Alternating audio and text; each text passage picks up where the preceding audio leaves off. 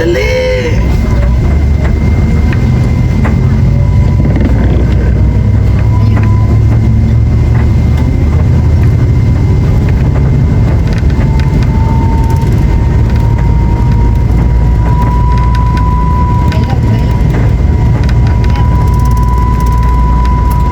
Kanan tayo yan.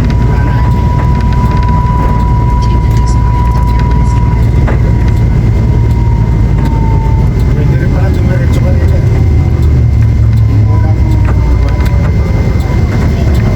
Unang militong. Dito alabas na. Kung kumaliwa tayo doon sa Palusong. O yung unang kanto, maliwa na pa tayo. Oh, meron na pa. That's microphone dapat. Kanan tayo rito. Oh, kaliwa. Kaliwa, kaliwa.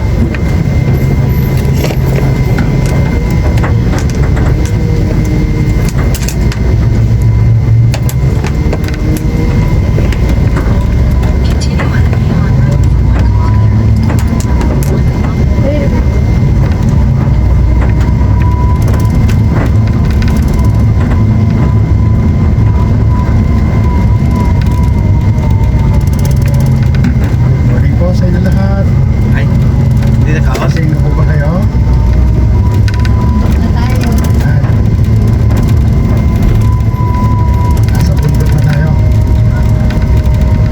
Good morning mga pupils and parents. Nasa Kanan. bundok na tayo.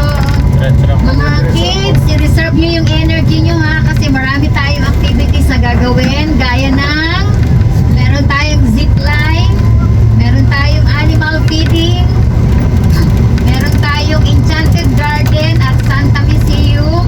Maraming mga activities, meron ding Lego World at sa water activities naman magkakaroon tayo ng kayaking, memory game, follow through, roll the ball, pipe relay at syempre swimming. At sa lahat ng activities, kasali dapat ang ating mga mommies at teachers. Kaya reserve muna ang energy ha kasi mamaya marami kayo activities na magagawa. Good morning!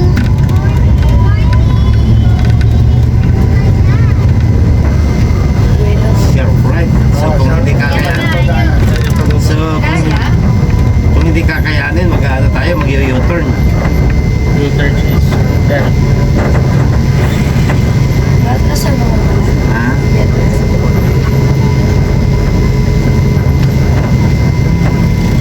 U-turn tayo ito. Kung hindi kakayanin. Yan ang way kumakabot na. May parating Gabs? Yung mga? Ha? May parating?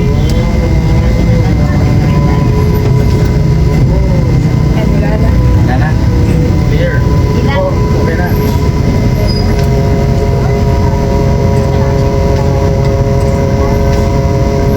Sharp right.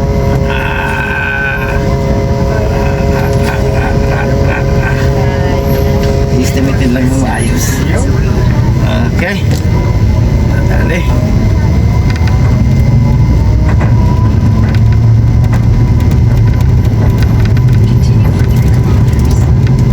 Another 3 kilometers. 3 kilometer.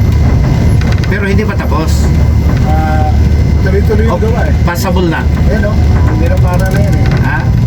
Hindi na para na yan.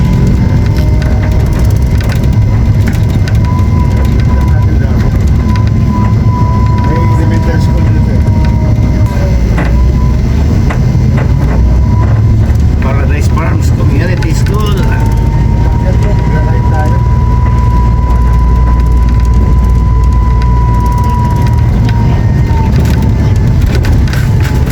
Dito. Diretso lang. Diretso lang po. Kala ko diyan tayo magkakanan. Ito nga yung tingnan natin. Ilalong mahirap pumasok sa Bato Lake. So deklarado ito National Road. Opo.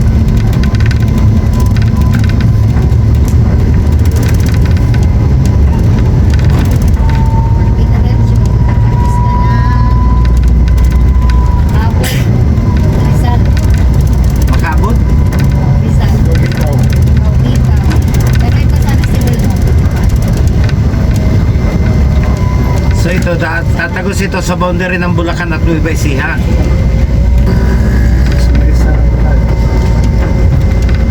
May cloud sa mundo.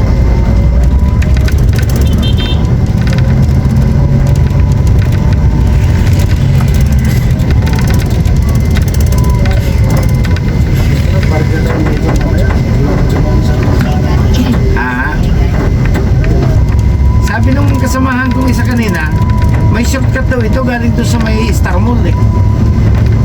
Meron niya ibang daan. Ha? Meron niya ibang daan. Ang kanan daw doon sa Star Mall, yung bagong kalsada, maluwag. Yan ang turn right? Wala silang mga signage. Bakit? Ano ba yan? Maliit ha? Ha? Turn right. Malapit na yan dyan. Eh, masikip ba?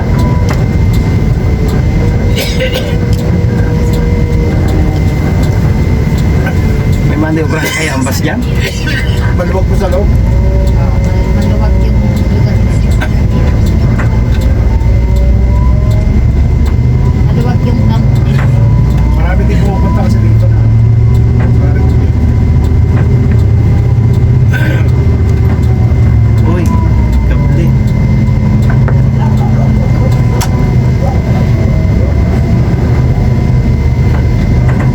yan may kasalubong ka.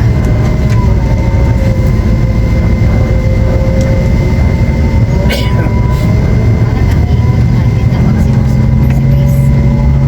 So walang ibang way, talagang ito lang. Kanan po tayo? Turn left. Ha? Diretso lang po, diretso. Diretso lang? Dito lang po. Dito. Kanan.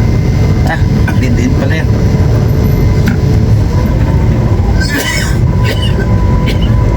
Sige pa. Naku, nakita mo na kaming malaki kami. Bakit sumalubong ka pa? Oo, tatama kami sa sanga. Stoy. Tatama kami sa sanga. Dito, tatama kami. Pasok ka muna doon. Nakita mo na kami malaking papasok eh.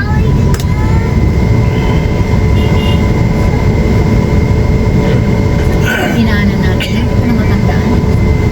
Yan pa nung kabak. Oh, lusot naman pala si Ha?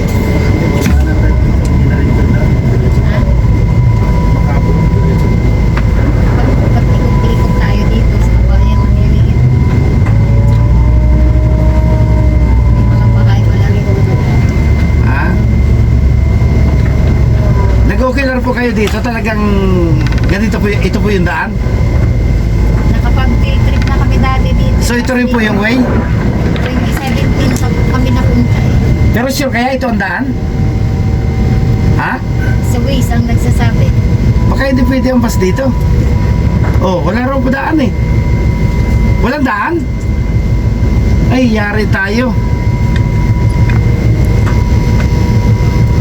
Yari tayo kung walang way. Baka motor. Walang dadaanan dyan? Walang maniobrahan? Walang maniobrahan? Wala. Puro ganito daanan dyan. Ay, Mababawal. siya. Ang mga bus, pag tuwa dahil pupunta tayo ng resort. Oo. Doon sa kabila, umikot. Paikot na sila na yan. Doon sa kabila kasi malapit. Yari tayo. Pwede dito. Walang maniobrahan. Magkano? Wala talagang May makakasama. isang daanan. May nakabuntot sa atin. Patay tayo. Yari tayo. Mas maganda talaga naghintayan. Yari tayo.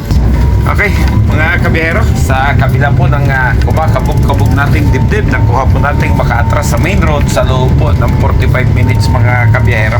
Ganun po kahirap bago po namin natagpuan itong tamang dapat gamitin na daan patungo po doon sa kanilang pupuntahan mga kabiyero. Napakahirap po ng ating inabot sa biyaheng ito. Atras din. Kulidaan. Oh, mas na late ito kung ngayon pa lang ito dumarating. Anong pagbayan? Kanina pa ito umalis eh. Nasa likod natin. Ha? Sa likod kasi Yan yung natin 7. yan. Hindi po, 7 po iba. nauna po itong umalis. Mas nauna itong umalis. Ba't ngayon lang siya? Kasi ng door niya. Di ba kayong kina Janet na nagkamali rin? Bakit yung magkasya? Abante mo itong truck na ito, abante. Titigas.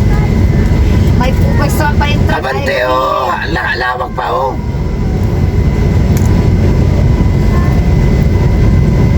Ay, wag ka muna lumabas at malaki rin kami.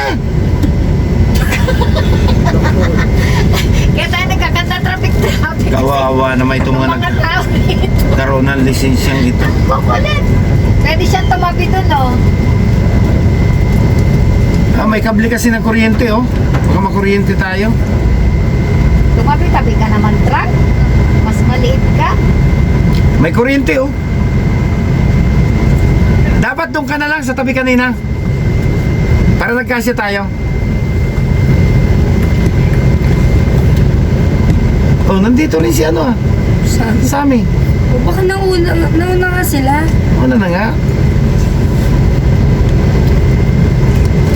Oh, mali din. Ah, atras yata pa. Ito na yata eh. Ano ba yan? Kasi hindi siya makadaan dahil doon sa... May May kasalubong. Hindi oh, eh. Mukhang magmamaniobra eh. Dito yata ang pasok eh.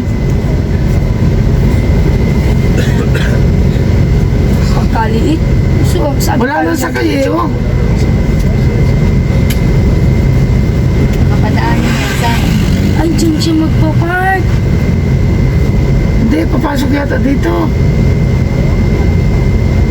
Saan ba? Para sa Ay, hindi nakaahon sa tarik. Hindi kinaya yung ahon Noong makina. ng makina. Hindi kinaya? Hindi kinaya. Hello? Opo. Ha? Wala na ang pasero yan eh. Nandito pa rin sa kalsada. Sumuot ka doon? Ay, yun ang sabi nila sa akin eh. Okay, so mga kabiyero, pagkatapos po ng mahabang espekulasyon, ito po pala yung dahilan kung bakit may bus po tayong isang naiwan doon.